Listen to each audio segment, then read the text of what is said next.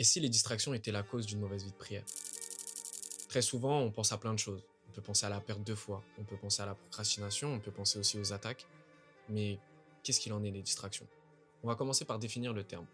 Dans le Robert, il est écrit que la distraction, il s'agit d'une diversion apportée par une occupation destinée à détendre l'esprit en l'amusant. Détendre l'esprit en l'amusant. Qu'est-ce que la parole de Dieu nous dit?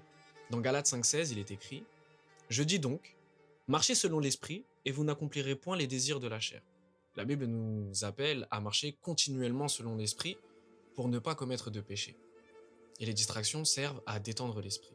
Est-ce que ça veut dire qu'on ne doit jamais s'amuser, qu'on ne doit jamais penser à autre chose, qu'on ne doit jamais faire autre chose? Non, la Bible n'a rien contre ça. Le problème commence à partir du moment où la distraction prend une place qu'elle ne devrait pas prendre dans ta vie.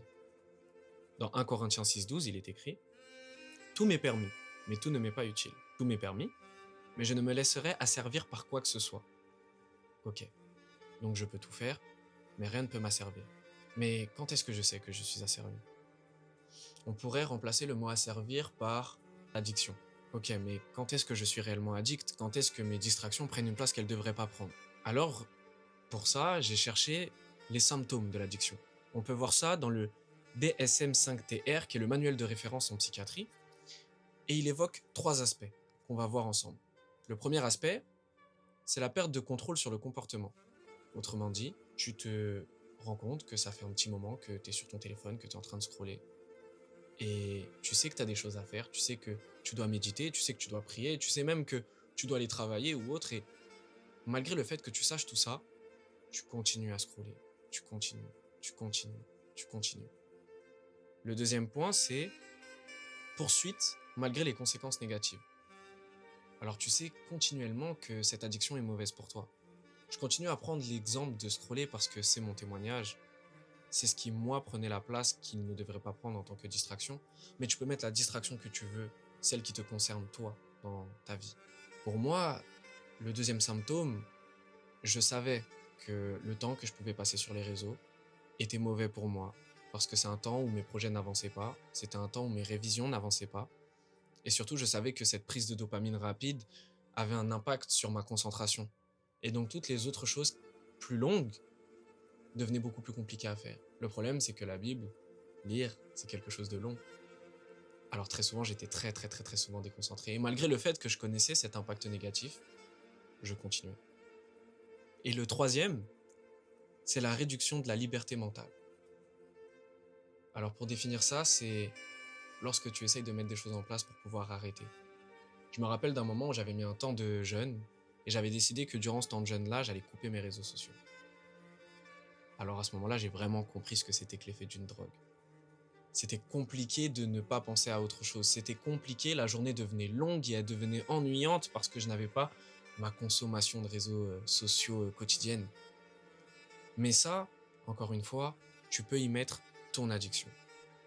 Alors comment savoir quelle est mon addiction? Parce que oui, moi j'ai réussi à l'identifier. Il faut que tu sois honnête avec toi-même. Vois ce qui t'empêche de rentrer dans la présence de Dieu. Vois ce qui fait que tu repousses tout au lendemain. Cette action, cette chose que tu fais qui te pousse toujours à remettre à plus tard tout ce que tu dois faire. Une fois que tu l'as examiné, essaye de l'arrêter. Et si tu te rends compte que c'est dur de l'arrêter, on est peut-être dans de l'addiction. Alors est-ce qu'à ce moment-là, on peut dire que, comme c'est dit dans 1 Corinthiens, je ne me laisserai asservir par quoi que ce soit? C'est compliqué. Des fois, et souvent, les addictions ne sont pas forcément mauvaises. On va penser à la prise d'alcool, on va penser à la prise de drogue ou autre chose quand on entend le mot addiction. Mais des fois, c'est beaucoup plus subtil que ça. Les distractions peuvent être beaucoup plus subtiles que ça. On va prendre un passage dans la parole. C'est dans Luc 10, du verset 39 au verset 42. C'est Jésus qui se rend chez Marthe. Il est écrit: Elle avait une sœur nommée Marie, qui s'étant assise au pied du Seigneur, écoutait sa parole.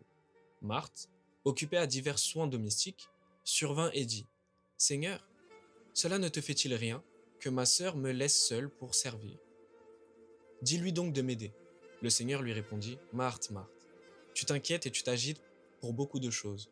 Une seule chose est nécessaire. Marie a choisi la bonne part qui ne le sera point ôtée. Est-ce qu'on peut dire que Marthe commettait une mauvaise action, que le fait de vouloir nettoyer sa maison pour accueillir le Seigneur Jésus était une mauvaise chose? Non, absolument pas. Le problème, c'est qu'il y a un temps pour tout. Il y a un temps pour nettoyer, il y a un temps pour s'amuser, il y a un temps pour être dans la présence de Dieu. Et ce moment-là, c'est Marie qui choisit la bonne part. Parce que c'était un moment d'enseignement. C'était un moment où elle recevait l'amour de Dieu. Il y a un temps pour tout. Et tes distractions deviennent problématiques à partir du moment où elles prennent le temps que tu es censé accorder à Dieu. Il y a d'autres aspects dans la distraction. Il y a aussi les temps présents. La Bible dit dans Matthieu 13, 22, « Celui qui a reçu la semence parmi les épines, c'est celui qui entend la parole, mais en qui les soucis du siècle et la séduction des richesses étouffent cette parole et la rendent infructueuse. » Très souvent, on va s'attarder sur la richesse pour expliquer que l'amour de l'argent est mauvais. Et c'est vrai. Mais il y a aussi une autre partie du verset qu'on oublie très souvent, c'est les soucis du siècle présent. Je me rappelle de cette époque où je pouvais connaître tous les dramas qu'il pouvait y avoir sur TikTok, toutes les rêves, j'avais tout. Par contre, les versets, les histoires de la Bible, les enseignements de Jésus, ça c'était beaucoup plus compliqué. Alors que finalement, c'est ça qui me sauve. C'est pas le temps que je passe sur TikTok, ni le temps que je passe sur Insta. On doit s'accrocher à ce qui est important, car c'est ce qui est important qui nous guide. Les distractions sont des choses qui nous perdent. Le dernier point que j'ai envie d'évoquer avec vous, c'est les temps de silence. Aujourd'hui, les distractions servent à combler un vide, servent à combler des silences. On ne veut plus être dans le silence. Quand je me lève, musique. Quand je prends ma douche, musique. Quand je monte dans ma voiture, musique. Plus de temps de silence. Pourtant, la Bible nous parle de plusieurs histoires où c'est dans le silence le plus total que Dieu s'est manifesté. Je vais en prendre qu'un seul, le passage dans 1 Roi 19-12. C'est lorsque Élie monte sur la montagne pour entendre la voix de Dieu. Il est écrit « Et après les tremblements de terre, un feu. L'Éternel n'était pas dans le feu. Et après le feu, un murmure doux et léger. » Mais si ta vie est sans cesse dans le bruit, si tu ne laisses aucun temps à Dieu de venir te parler, si tu essayes de combler tous ces instants de silence par des choses qui viennent distraire ta pensée, des choses qui t'empêchent de marcher selon l'esprit, comment peux-tu entendre la voix de Dieu? Alors, examinons-nous, soyons honnêtes les uns envers les autres et mettons des temps de qualité avec le Seigneur. De la même manière que lorsqu'on veut connaître un ami, on marque des temps dans notre agenda et on organise notre journée pour aller le voir, organisons aussi des temps pour Dieu. N'oubliez jamais. Notre objectif à nous, d'être des hommes selon le cœur de Dieu. Soyez bénis.